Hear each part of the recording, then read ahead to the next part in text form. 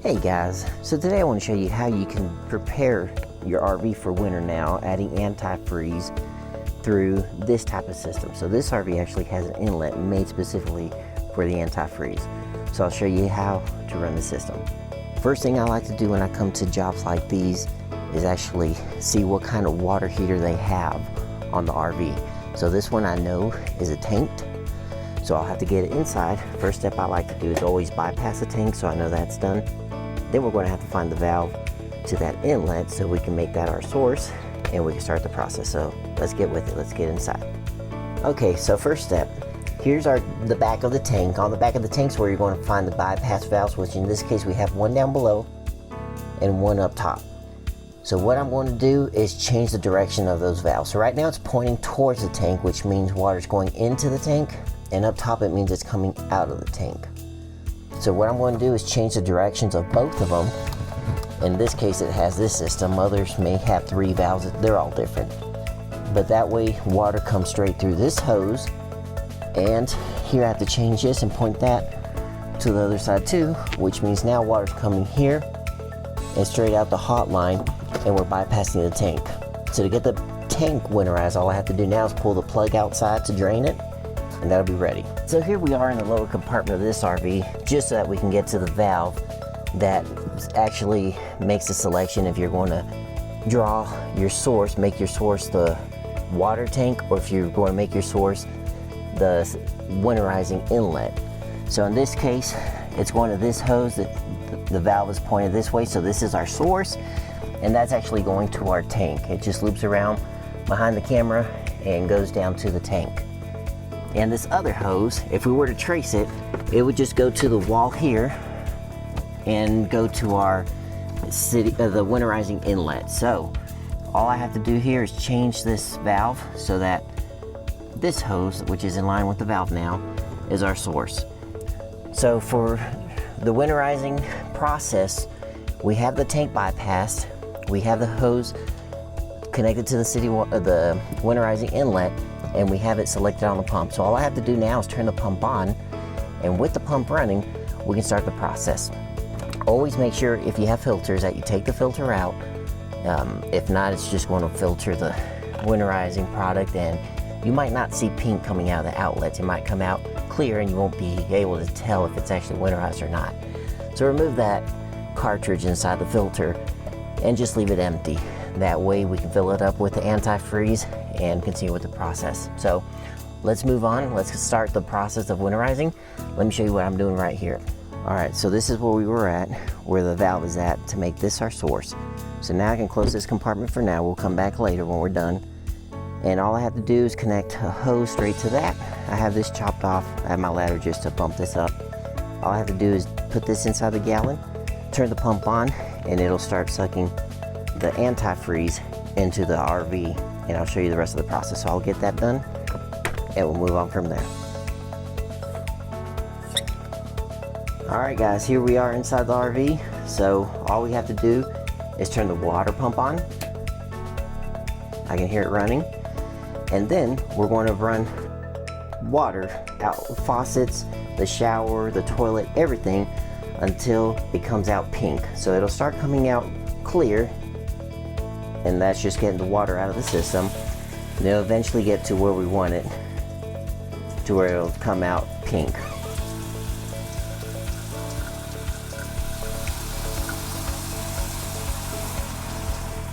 There we go.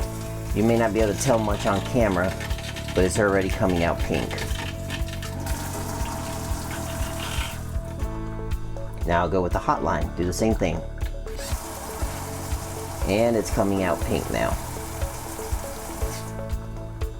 Alright, we'll move on to the bathroom and I'll show you the process there.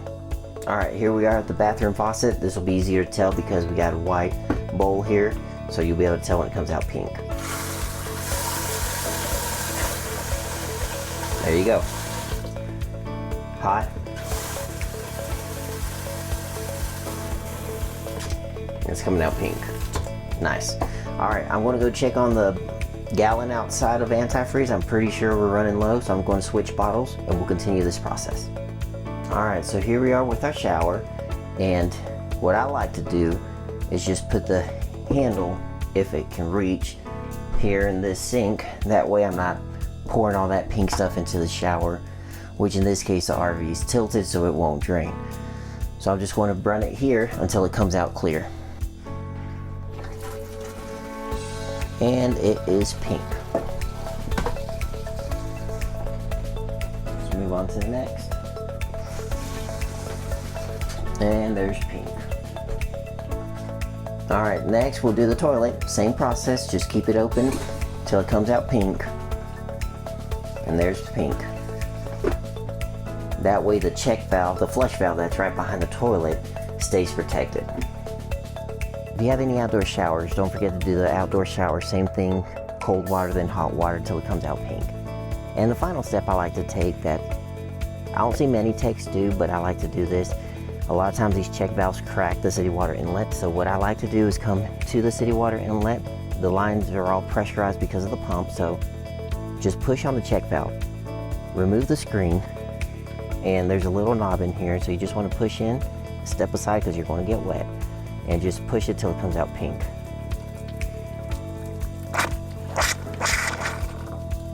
And there, we got all that out, and there's the pink stuff. Alright, so here we're at the low curved side of the back curved side of the RV. Low point drains are here, and in this case it's just tucked behind this panel.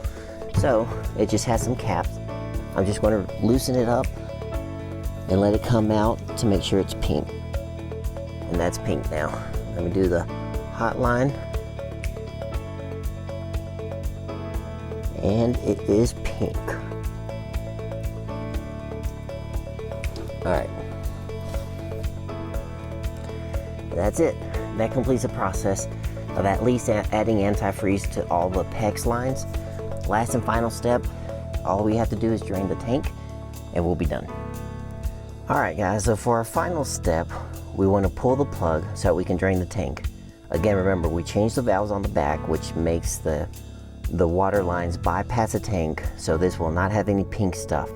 If not, you're going to waste 6 gallons to 12 gallons, depending on the size of your tank, filling it up with antifreeze.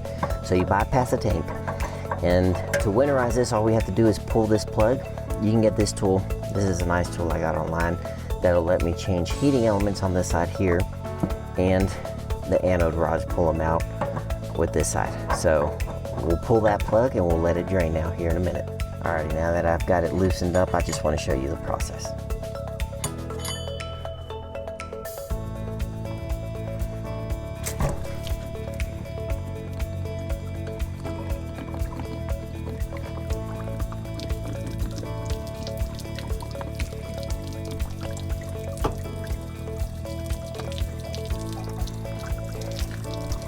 Now this is why I recommend flushing your tanks, which is in one of my previous videos, how to do maintenance on water heaters, because it'll build up all these minerals inside the tank. So you want to flush it with the little flush tool.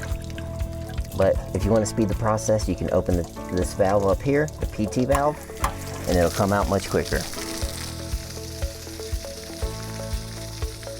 Alright guys, that completes the process. So they do sell some wire brushes that's made to clean these threads, the pipe threads. So I would recommend, what I'm going to tell this customer here in a minute, to just clean these threads out because of all those minerals built in there. Let me see if I can get this to zoom in and focus on that. There we go. So I would get that tool to clean these threads out, and the flush tool just to wash the walls and get the rest of that white stuff out, because it is still full of it in there. See that?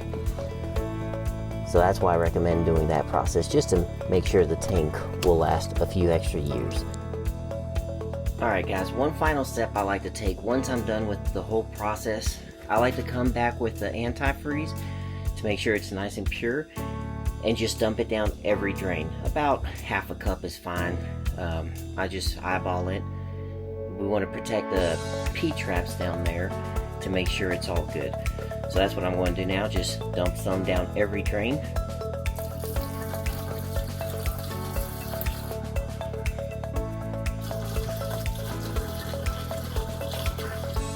Let's go to the bathroom.